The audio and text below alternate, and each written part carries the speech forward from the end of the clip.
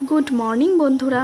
তো সকালে ঘুম থেকে উঠেই যাকে দিয়ে আমার দিনটি শুরু হয়, তো ভগবানের চরণে দিনটিকে অর্পণ করে।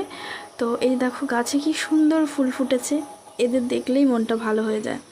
তো তারপরে এটা হচ্ছে জামাই ষষ্ঠীর দিন সকালে। তো যেহেতু ষষ্ঠীতে যাব সেই জন্য তাড়াতাড়ি করে সব কাজকর্মগুলো আমি একটু সেরে নিচ্ছিলাম।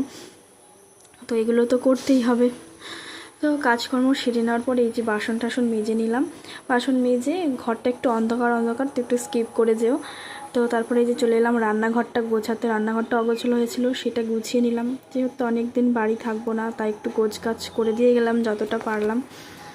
তো তারপরে সমস্ত কাজ সেরে ছেলেকে খাইয়ে চলে এলাম আমি ব্যাগপত্র সব গোছগাছ করতে। কি পরবো না পরবো সেগুলো একটু গোছগাছ করে চলে এসেছি বাড়িতে ছেলেকে রেখে আমরা চলে গেছি বাজারে মিষ্টি নিতে। যেহেতু আজকে আমাদের বাড়ি নয়, আজকে কাকার বাড়িতে ষষ্ঠীতে ইনভাইট করেছে, তো কাকার বাড়িতে যাব।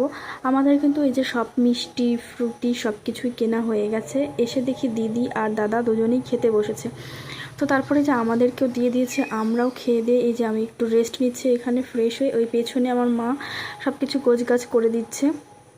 তারপর আমার পিসি ভীষণ অসুস্থ, তো পিসিকে আমি একটু খাইয়ে দিচ্ছিলাম। তো ছোটোবেলায় পিসিও কিন্তু আমাকে খাইয়ে দিত, তো সেই জন্য আজ অসুস্থ বলে পিসি আমি খাইয়ে দিচ্ছি। আর এখানে এই যে আমার দিদি মানে সবাই একটু আড্ডা চলছিল এখানে। তো তারপরে আমি চলে এলাম একটু বাইরে এসে দেখছিলাম কি রান্না বান্না হচ্ছে। এখানে মাছের মাথা রান্না হচ্ছে। তো এই যে এখানে আমার মা সব কিছু গুছিয়ে টুছিয়ে দিচ্ছে। আর সেদিন যা গরম পড়েছিল, প্রচণ্ড গরম। তো 12:30 পৌনে 1টার মতো বাজে, ছেলের খিদে পেয়ে গেছে বলে ওকে একটু মাছ ভাজা দিয়ে ভাত দিয়ে আমি খাইয়ে দিচ্ছি।